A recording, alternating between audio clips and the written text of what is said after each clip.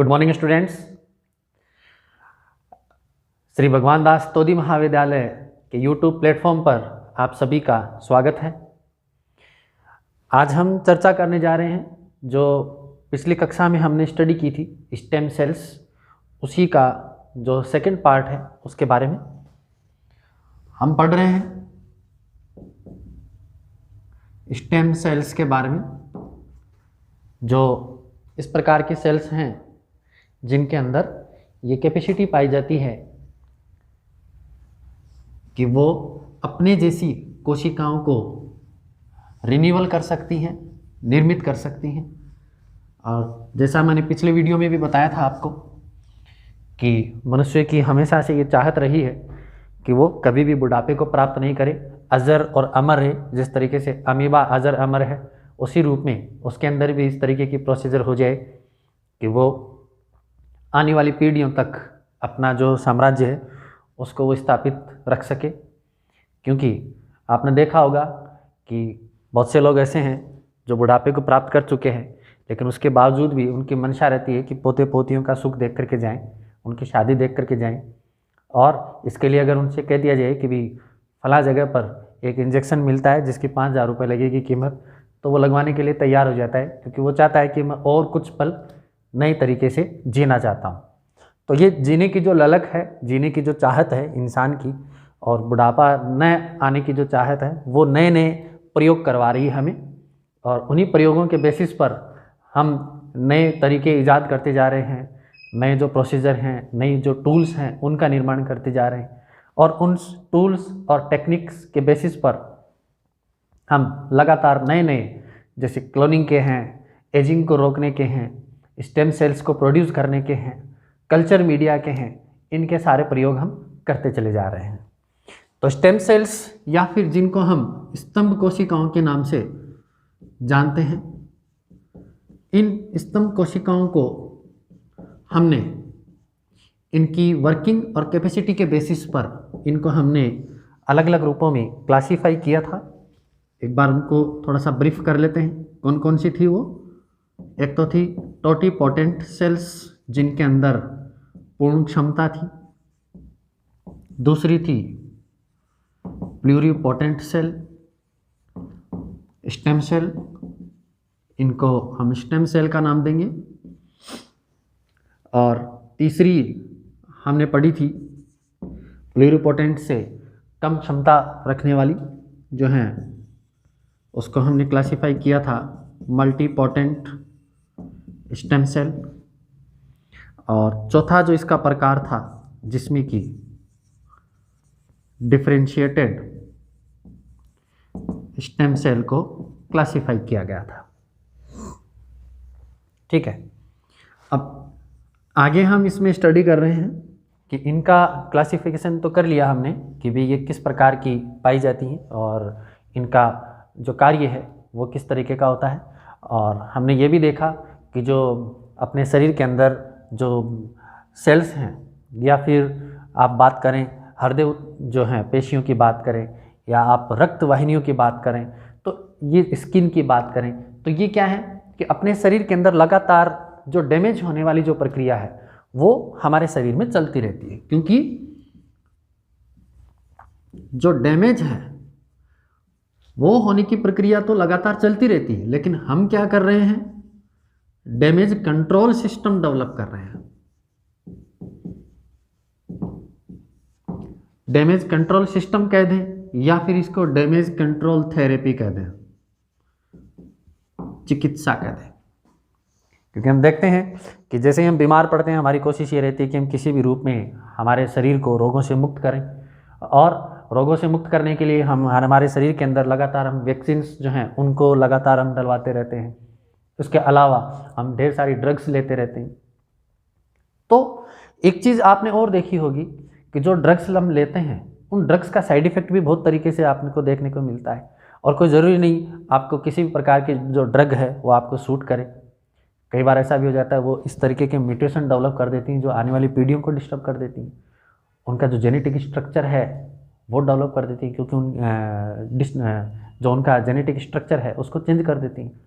Reason क्या है कि आप चाहे जिस इन्वायरमेंट के अंदर रह रहे हैं वो इन्वायरमेंट हो, वहाँ पर जो फैक्टर्स हैं जो अफेक्टिंग करने वाले वो फैक्टर्स हो, या फिर आप जो ड्रग्स ले रहे हैं या फिर जो नए एक्सपेरिमेंट कर रहे हैं वो एक्सपेरिमेंट हो, उन सब के फलस्वरूप जो होने वाला म्यूटेशन है, उस म्यूटेशन में आपको ज़रूरी नहीं कि वो आपके लिए यूज़फुल हो, वो आपके लिए हानिकारक रूप में भी हो सकता है। तो स्टेम सेल्स की जो उपयोगिता है उस पर ज़्यादातर जो फोकस किया गया उसका रीज़न यही रहा है कि हम किसी भी रूप में डैमेज कंट्रोल को रोक लें, क्योंकि हमारे शरीर के अंदर जो रक्त वाहिकाएँ हैं, ब्लड कैपिलरीज हैं, कंकाल पेशियाँ हैं, दांतों के पल्प हैं, अपना यकृत है, अपना अग्नाशय है, अपनी किडनी है, इन सब के अंदर कुछ न कुछ नुकसान कहीं ना कहीं इस रूप से आपको थोड़ा बहुत देखने को मिलेगा। लेकिन हम ये चाहते हैं कि उनके अंदर लगातार उस तरीके की रिपेयरिंग मैकेनिज्म हो जो कि उनको उसी रूप में कंट्रोल करके रखे, उसी रूप में बनाए रखे, जिससे कि हम किसी भी प्रकार की होने वाली व्याधियों से हम बच सकें, हम हमारे शरीर को रोगों से मुक्त रख सकें, हमारे शरीर में जो सिस्टम जो चल रहा है हमारा, उस सिस्टम को किसी भी रूप में डिस्टर्ब न करें, उसके लिए हम क्या लगातार प्रयासरत हैं। तो आगे हम इसमें स्टडी कर रहे हैं कि जो इसमें सेल्फ रिन्यूअल कैपेसिटी है स्टेम सेल्स की, उसके बारे में हम बात कर रहे हैं कि हमने ये देखा कि स्टेम सेल्स जो हैं वो कोशिकाएं हैं जिनके अंदर सेल्फ रिन्यूअल कैपेसिटी विकसित होती है। इनके अंदर खुद की जैसी कोशिकाओं का निर्माण करने की अपार क्षमता होती है, और जो कोशिकाएं खुद की जैसी कोशिकाओं का निर्माण कर सकती हों वो उस ऑर्गन का भी निर्माण कर सकती हैं जिसके लिए वो निर्धारित हो रखी हैं अलग अलग रूपों में। वो टोटिपोटेंट रूप में भी निर्धारित हो रखी है, या फिर मल्टीपोटेंट या प्लूरिपोटेंट, या जो विभेदित कोशिकाएं हैं, विभेदित स्तंभ कोशिकाएं हैं, उनके रूप में विभेदित हो रखी हो। तो ये सभी प्रकार की जो कोशिकाएं हैं ये लगातार हम क्या कर रहे हैं कि इनका निर्माण और इनके कार्य करने की क्षमता का अध्ययन कर रहे हैं। आजकल आपने देखा होगा जो बड़े हॉस्पिटल्स हैं, हम एक छोटी सी चीज़ के बारे में आपसे चर्चा करना चाहूँगा। स्टेम सेल ही चल रही है तो स्टेम सेल से रिलेटेड है ये भी वाला पार्ट। आप देखते हैं जैसे आप किसी हॉस्पिटल के अंदर जाएंगे, आपका ब्लड सैंपल लिया जाएगा, ठीक है, और अगर आपने ये कह दिया कि साहब मैं तो पिछले 6 महीने से बीमार चल रहा हूँ लेकिन मुझे किसी भी रूप में कोई भी दवा असर नहीं कर रही, और मैंने लाखों रुपए की दवाइयाँ ले ली, बाहर से इंपोर्ट करवा करके दवाइयाँ ले ली, मैंने यूरोपियन ब्रांडेड ले लिया मैंने, उसके बावजूद फिर कोई असर नहीं हो रहा, मतलब आपने उस बीमारी को ख़त्म करने के लिए अलग अलग प्रकार की जो एंटीबायोटिक्स थी उनका इस्तेमाल कर लिया। एंटीबायोटिक्स में भी अलग अलग कैटेगरीज हैं, जैसा आपने नाम सुना होगा, सेफिक्जिम है, सेफोरोक्जिम है, इसके अलावा एमोक्सिसिलिन है, एमोक्सिसिलिन पोटेशियम क्लेवनेट है, ठीक है, पेनिसिलिन है, ये जितने भी प्रकार की एम्पिसिलिन है, ये जितने भी प्रकार की जो एंटीबायोटिक्स है उनमें आप एक अच्छी गुणवत्ता वाली एंटीबायोटिक्स का भी आपने इस्तेमाल कर लिया लेकिन असर नहीं हुआ। तो आजकल जो बड़े हॉस्पिटल्स हैं वो क्या करते हैं, जैसे आपका ब्लड सैंपल लेंगे उसको सबसे पहले एक कार्य करवाएंगे उसके अंदर, वो होगा ब्लड कल्चर टेक्निक।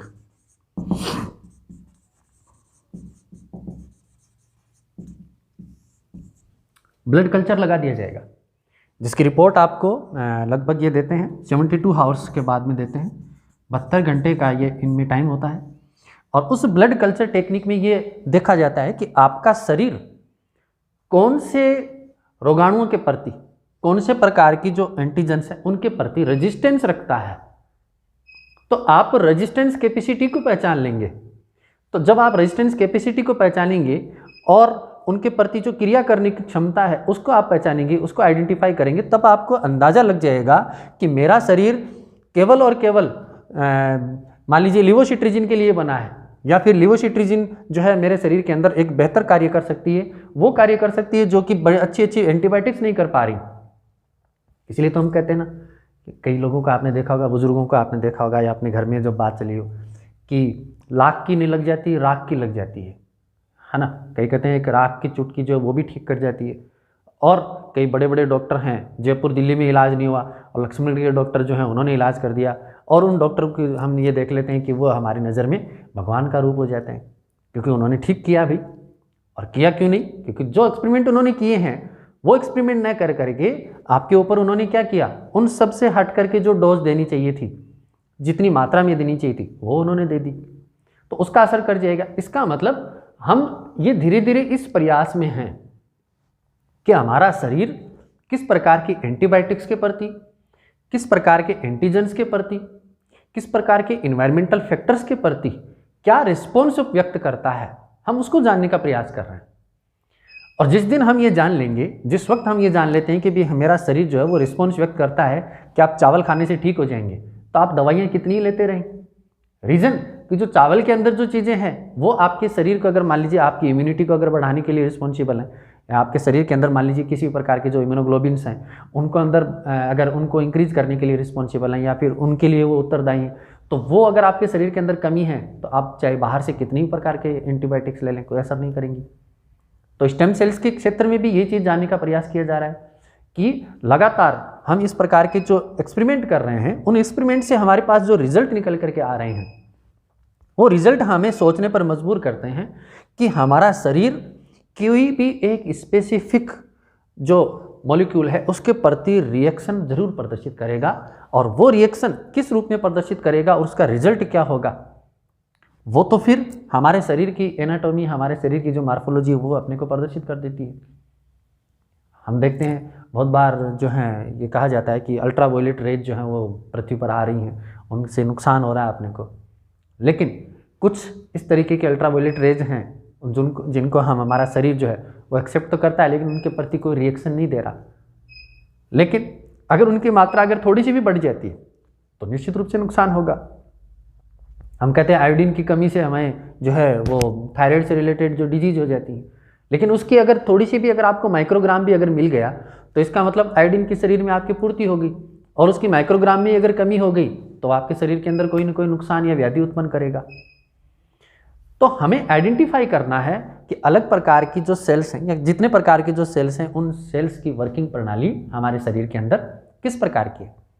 हालांकि ये जो सेल्स हैं इनकी खोज या इनकी पहचान, खोज तो क्या कर सकते हैं, इनको आइडेंटिफाई कर लिया था 1998 में, 1998 में इनको जो है आइडेंटिफाई कर लिया गया था। और इनकी जो खोज है वो हम ये कहते हैं कि भी इनकी जो खोज से मतलब है कि इनको जो आइडेंटिफाई करने का जो तरीका था वो ये था कि जो कीमोथेरेपी करवाई जाती है, जैसा हमने पिछले वीडियो में भी चर्चा की थी कि 1998 में ये जो इनकी पहचान की गई, उसके पहचान करने का जो तरीका था वो कीमोथेरेपी था। कीमोथेरेपी आपने सुना होगा, जो कैंसर के जो पेशेंट होते हैं और जिनके अंदर मान लीजिए फर्स्ट स्टेज, सेकंड स्टेज या थर्ड स्टेज जो होती हैं, या फिर जो लास्ट स्टेज होती है उससे पहले भी वो देखते हैं कि पहले दवाइयाँ उसे ठीक हो जाए, थोड़ा सा चलती रहे, उनकी ग्रोथ जो है किसी ट्यूमर की वो रुक जाए। अगर नहीं रुक पाती है तो फिर क्या करते हैं, कीमोथेरेपी करते हैं। और जब किसी मनुष्य की कीमोथेरेपी करते हैं तो आपने देखा होगा उसकी जो आईलिड्स, ये ऊपर की जो है ना ये भौएँ होती हैं अपने यहाँ के बाल और सिर के बाल जो हैं वो झड़ जाते हैं, स्किन का कलर चेंज हो जाता है। ऐसा क्यों होता है? क्योंकि कीमोथेरेपी के अंदर हम क्या कर रहे हैं, सेल्स के रिन्यूअल की कैपेसिटी को बढ़ा रहे हैं कि जो सेल पहले काम कर रही थी उसको एकदम से रोक दिया जाए, हम नए सिरे से कोई काम करें। तो कीमोथेरेपी एक इस तरीके का प्रोसीजर है जिसमें हम कहते हैं कि कोई काम आपने शुरू किया और वो बिगड़ गया तो उसको कहते हैं छोड़ो, इसको ख़त्म करो, हम नए सिरे से करते हैं। जैसे हम बचपन में खेलते थे, जब हारने की बारी आ जाती थी कि भाई मैं हार जाऊँगा, बंद करो इसको, मेरे को नहीं पसंद ये चीज़, और मैं दोबारा नए सिरे से खेलूँगा क्योंकि मैं हार रहा हूँ। तो ये हमें पसंद नहीं ये चीज़ कि हम हारते हुए नहीं देख पा रहे हैं अपने आप को, क्योंकि उस वक्त हमारे हाथ में ऐसी चीज़ें नहीं रही कि भाई जो है मुझे जीत में कन्वर्ट कर दे। हम क्या करते हैं, उसको ख़त्म कर देते हैं और चलो ठीक है इसको ख़त्म करो, भाई हम नए सिरे से खेलेंगे। तो एक नए सिरे से खेलने की पारी, हम नई पारी खेलेंगे, तो एक नई पारी खेलने की शुरुआत है एक तरीके की। कीमोथेरेपी में क्या हो रहा है, आप रेड बोन मेरो को नष्ट कर रहे हैं, उसको इस तरीके से आप ट्रीट कर रहे हैं जिसमें कि क्या है कि वो रेड बोन मेरो दोबारा नए सिरे से, या बोन मेरो है हमारे शरीर के अंदर जो स्टेम सेल्स हैं वो नए सिरे से क्या करें, प्रोडक्शन शुरू कर दें। और जैसे ही इसके अंदर जो प्रोडक्शन शुरू हो जाएगा, हम ये कह सकते हैं कि नए सिरे से जो ऑर्गन्स हैं उनका डेवलपमेंट या उनके जो रिन्यूअल की जो प्रोसीजर है वो शुरू हो जाएगी। लेकिन ऐसी कंडीशन में बहुत बार आपने देखा होगा कि हम सफल भी हो जाते हैं और असफलता भी मिलती है। अब कितनी असफलता मिलती है ये तो आपके सामने है, क्योंकि कीमोथेरेपी कितनी कारगर रहती है ये भी आपके सामने है। जो कैंसर के जो पीड़ित मरीज हैं वो भी आपके सामने, आपने देखा होगा कि कितने मरीज जो हैं वो ठीक होते हैं। उनका रेशियो अगर आप देखें तो बहुत कम रेशियो है जो कि ठीक होकर के आते हैं, है ना। तो उसमें कोई ज़रूरी नहीं कीमोथेरेपी हो, कई अलग प्रकार के जो फैक्टर्स हैं उनका भी अपना रोल रहता है, ठीक है। तो इनको हम क्लासीफाई करें तो क्लासीफाई जो स्टेम सेल्स हैं उनको हम एक और रूप में क्लासीफाई करते हैं। वो किसके बेसिस पर? हमने पहले किया था इनकी कैपेसिटी के आधार पर, अब हम इसको क्लासीफाई करेंगे इनकी लोकेशन के बेसिस पर कि ये कहाँ पाई जाती है। तो इनकी लोकेशन के बेसिस पर ये किस किस रूपों में क्लासीफाई की जाती हैं उसके बारे में हम चर्चा करने जा रहे हैं कि स्टेम सेल्स जो हैं कितने प्रकार के स्टेम सेल्स हैं और उनको कहाँ कहाँ देखा गया है, इनका जो लोकेशन है उस लोकेशन के आधार पर कितने प्रकार की सेल्स हम देख पा रहे हैं।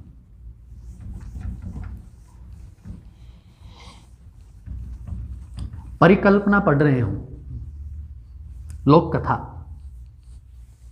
और इस लोक कथा के माध्यम से आप ये जानने का प्रयास कर रहे हैं कि आने वाले जीवन में क्या चीजें नई हो सकती हैं।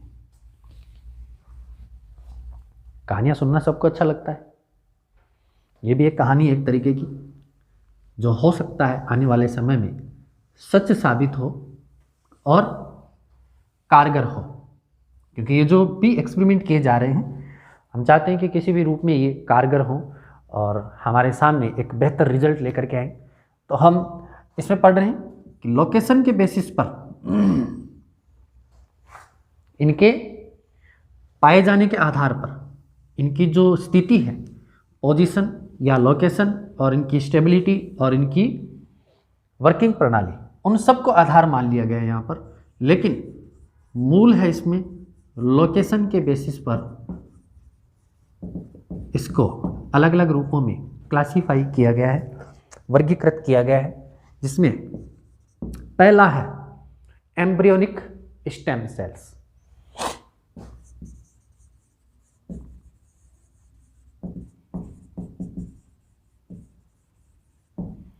भ्रूणीय स्तंभ कोशिका जिनको हम कहते हैं, ठीक है। आपने देखा होगा जो इनर सेल मास युक्त और जो अपने शरीर के अंदर जब भ्रूण का ट्रांसप्लांटेशन होता है या इम्प्लांटेशन होता है, सॉरी ट्रांसप्लांटेशन नहीं, हम देखते हैं कि जो हमारे शरीर में जैसे ही जाइगोट का निर्माण होगा आफ्टर फर्टिलाइजेशन, ये जाइगोट की एक निश्चित स्टेज, जैसे इसके अंदर क्लीवेज होगा और क्लीवेज में एक निश्चित स्टेज जो होती है वो यूटेरस के अंदर इम्प्लांट होती है।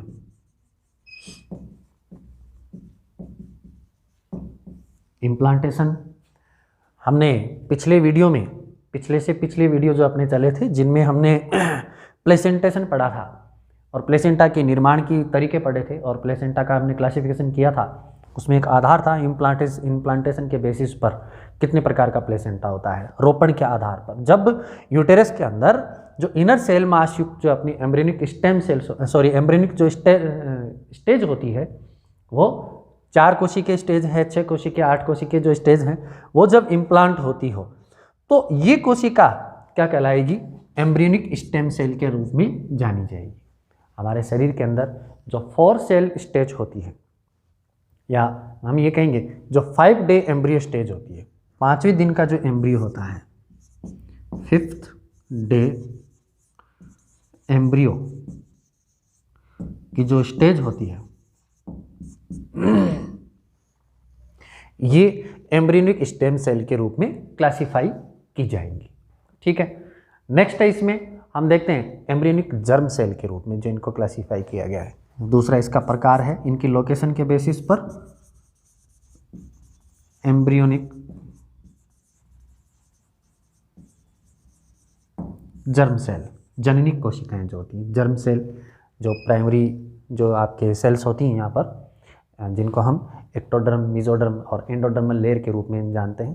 तो एम्ब्रियोनिक जर्म सेल्स के रूप में जब इनको हम क्लासीफाई करें तो यहाँ पर जो हैं आप ओवेरी या टेस्टिस का एग्जाम्पल भी आप ले सकते हैं, क्योंकि इनके द्वारा क्या हो रहा है भी, टेस्टिस जो है वो मेल के अंदर क्या कर रहे हैं, स्पर्मेटोजेनेसिस की प्रक्रिया के द्वारा लगातार स्पर्म का फॉर्मेशन कर रहे हैं, और इस स्पर्म के अंदर जो क्रोमोसोमल सेट होता है वो भी क्या है, एक तरीके से उस पूरे जंतु का एक क्रोमोसोमल मैपिंग, उसका सारे गुण हैं उसके अंदर, उस गुणों और लक्षणों युक्त यहाँ पर एक एन सेल का फॉर्मेशन हो रहा है।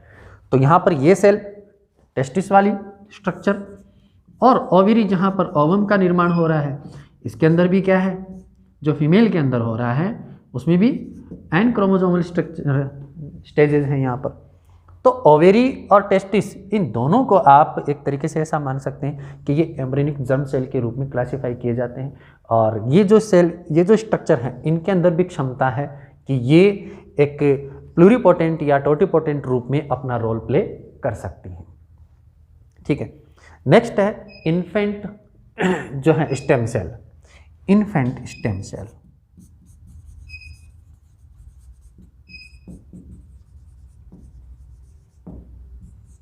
जो भ्रूण होता है उसको हम एम्ब्रियोनिक, जो शुरुआती स्टेज जो होती है उसको हम इन्फेंट बोलते हैं। तो इन्फेंट या फिर जिसको हम कहेंगे कि फिटल जो है पार्ट, फिटल पार्ट जो है उसको भी आप इससे रिलेटेड रख सकते हैं, इन्फेंट या फिर फिटल स्टेम सेल। फिटल जो है स्तंभ कोशिकाएं, भ्रूणीय स्तंभ कोशिकाएं।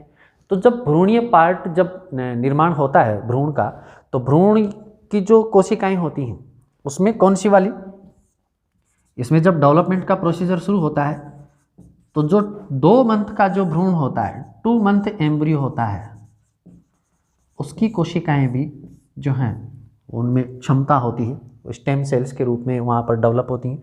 और 2 मंथ का जो एम्ब्रियो है उसकी जो क्लासिफिकेशन किया गया उसको भी इस रूप में लिया गया है कि यहाँ पर जो है यहाँ इन्फेंट या फिर फिटल स्टेम सेल्स के रूप में यहाँ पर स्टेम सेल्स को देखा जा सकता है। इसके अलावा जब ये इन्फेंट या जो फीटल पार्ट है ये जब एडल्ट के अंदर कन्वर्ट हो जाता है, तो यहाँ पर एडल्ट के अंदर जो मौजूद स्टेम सेल्स हैं उनको हम एडल्ट स्टेम सेल्स के रूप में क्लासीफाई करते हैं। जिसमें आपने देखा होगा जो हम प्रयोग करते हैं सोमेटिक सेल न्यूक्लियर ट्रांसप्लांटेशन, जो है वो प्रयोग जो है यहाँ पर करवाए जा सकते हैं। Somatic cell nuclear transplantation, SCNT के जो प्रयोग हैं वो भी यहाँ पर संपन्न करवाए जा सकते हैं। तो हम इनको लोकेशन के बेसिस पर, इनके स्थिति के बेसिस पर इनको हम क्लासीफाई किया हमने, जिनमें एम्ब्रियोनिक स्टेम सेल्स हैं, एम्ब्रियोनिक जर्म सेल्स हैं, फीटल स्टेम सेल्स हैं और एडल्ट स्टेम सेल्स हैं। तो ये 4 रूपों में इसको हमने क्लासीफाई किया है। अब इसमें लास्ट इसमें एक पॉइंट अपना बचा है जिसकी हम स्टडी करते हैं, वो ये है कि इसकी उपादेयता क्या है, इसके यूजेज क्या हैं। तो यूजेज को मैं आपको बताना चाहूँगा, इसके यूज क्या हो सकते हैं। पहला यूज इसका क्या है, जो ड्रग टेस्टिंग की जो प्रक्रिया है उसमें इसका रोल प्ले करती है। ड्रग टेस्टिंग की प्रक्रिया जो है उसमें ये महत्वपूर्ण भूमिका निभाती है। कैसे? ड्रग टेस्टिंग जो मैकेनिज्म है उसके लिए रिस्पॉन्सिबल है।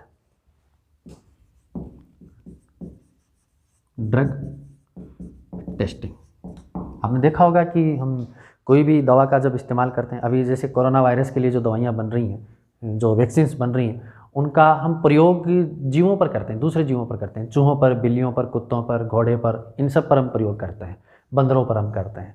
मनुष्य पर डायरेक्ट प्रयोग नहीं किया जाता। हम चाहते हैं, क्योंकि मनुष्य तो मनुष्य है, वो प्रकृति के हर चीज़ पर एक्सपेरिमेंट कर सकता है, लेकिन वो ये चाहता है कि प्रकृति मुझ पर कोई एक्सपेरिमेंट नहीं करे। उससे बचने के लिए वो क्या है, नए नए तरीके निकालता रहता है।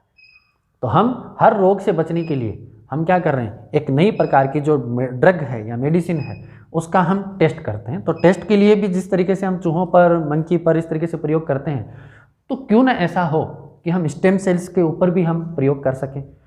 मेरे अंदर से ली गई स्टेम सेल्स पर अगर कोई प्रयोग किया गया है तो ये चीज़ जाहिर हो जाएगी कि ये जो ड्रग है मेरे लिए कितनी सूटेबल है और कितनी मेरे लिए नुकसानदायक है, और मेरे किसी भी रूप में मेरे अंदर ये म्यूटेशन तो डेवलप नहीं कर देगी, मेरे अंदर इस प्रकार के कोई व्याधियाँ तो उत्पन्न नहीं कर देगी जिससे कि मुझे आने वाले समय में नुकसान उठाना पड़े। ठीक है, तो खतरा टाल करके इलाज किया जाना जिसको हम कहते हैं। नेक्स्ट है इसमें अलग अलग प्रकार की जो बीमारियां हैं, डिजीज हैं, उनका इलाज। जो जितनी भी व्याधियां हैं, व्याधियां बीमारियां जितनी भी हैं, इनका इलाज किया जा सके। इनका इलाज कैसे किया जाएगा? हम देखते हैं कि जो भी डैमेज ऑर्गन हैं उनको हम रिपेयर कर सकें। डैमेज ऑर्गन के रूप में आपने देखा, हम जैसे आरबीसी की रिपेयर कर रहे हैं, यहाँ पर बोन मेरो ट्रांसप्लांटेशन कर रहे हैं, कैंसर के जो जितने भी एक्सपेरिमेंट हैं, कीमोथेरेपी कर रहे हैं, उसके अलावा जितनी भी ड्रग टेस्टिंग है उनको हम कर रहे हैं। एक नई जो रोग उत्पन्न हो रहे हैं उनकी हम खोज कर रहे हैं। आजकल आपने देखा होगा कि जो ब्लड टेस्ट के अलावा ज़्यादातर जेनेटिक टेस्ट जो हैं वो करवाए जाते हैं। उनके अंदर जो पीसीआर टेक्निक है उसके माध्यम से हम टेस्ट करते हैं। हम हमारी जो जेनेटिक स्ट्रक्चर है उसको हम देखते हैं कि भाई ये जो है किस प्रकार के बिहेवियर करेगा, किस प्रकार की ड्रग के प्रति क्या रिस्पॉन्स व्यक्त करेगा। तो इस तरीके से जो टेस्टिंग की जाती है वो भी क्या है, कारगर है, जिसमें कि स्टेम सेल्स की उपयोगिता जो है वो साबित होती है। अगला है जैसे अपने शरीर के अंदर हार्ट डैमेज है, हार्ट की जो मसल्स हैं उनके अगर डैमेज होने के जो चांसेस ज़्यादा रहते हैं तो उनको भी हम रिपेयर कर सकें। हार्ट के जो रिपेयर की जो मैकेनिज्म है उसको भी स्टेम सेल्स के माध्यम से हम संपन्न करवा सकते हैं या पूरा करवा सकते हैं। ठीक है, अगला जैसे हम देखते हैं कि जैसे जो टाइप 1 टाइप की जो डायबिटीज़ है, टाइप 1 डायबिटीज़ मेलाइटस जो है जिसको हम ब्लड शुगर कहते हैं, है ना, टाइप 1 टाइप 2 इस तरीके की कैटेगरी होती है ब्लड शुगर से रिलेटेड। तो वहाँ पर जो टाइप 1 टाइप की जो डायबिटीज़ है उसको भी हम रोक सकते हैं। डायबिटीज़ पर हम कंट्रोल कर सकते हैं। कैसे? जैसे पेंक्रियाटिक बीटा सेल्स का, जैसे मैंने आपको पिछले वीडियो में बताया था कि बीटा सेल्स का फॉर्मेशन हम करवा सकते हैं इन स्टेम सेल्स के माध्यम से। तो आने वाले समय में फिर क्या होगा भाई, हम इंसुलिन को कंट्रोल करने के लिए ही तो हम अलग अलग तरीके के साल्ट देते हैं, जैसे मेटफॉर्मिन है, ग्लिमिप्राइड है ना। इस तरीके के जो साल्ट हम देते हैं वो क्या करते हैं, हमारे शरीर के अंदर इंसुलिन की मात्रा को कंट्रोल करते हैं, जो ग्लूकोज की मात्रा है उसको कंट्रोल करते हैं। ब्लड के अंदर ग्लूकोज का लेवल जो बढ़ा हुआ है उसको कंट्रोल कर रहे हैं। तो उसको कंट्रोल क्यों कर रहे हैं? क्योंकि इंसुलिन का प्रोडक्शन सही रूप में नहीं हो पा रहा। तो हम चाहते हैं कि इंसुलिन का प्रोडक्शन है वो सही रूप में चलता रहे, तो उसके लिए बीटा सेल्स जो है वो सही रूप में कार्य करते रहें। तो स्टेम सेल्स के कारण बीटा सेल्स को क्या है, यहाँ पर ट्रांसप्लांट करवा दें या उसको निर्मित करवा दें वहाँ पर। तो आने वाले समय में इस पर भी काफ़ी जोर दिया जा रहा है। हालांकि ब्लड शुगर से जितने भी जो रिलेटेड एक्सपेरिमेंट्स हो रहे हैं उनमें स्टेम सेल्स का रोल ज़्यादा देखा जा रहा है, और हो सकता है आने वाले समय में इस तरीके से हम उस पर सफलता भी प्राप्त कर लें।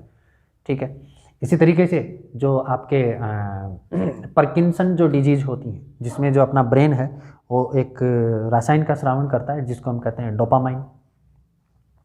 तो डोपामिन का जो सिक्रेशन है उसका भी लेवल हम मेंटेन रखें, जिससे कि जो है ब्रेन से रिलेटेड जो है डिजीज़ हमारे शरीर के अंदर देखने को नहीं मिले।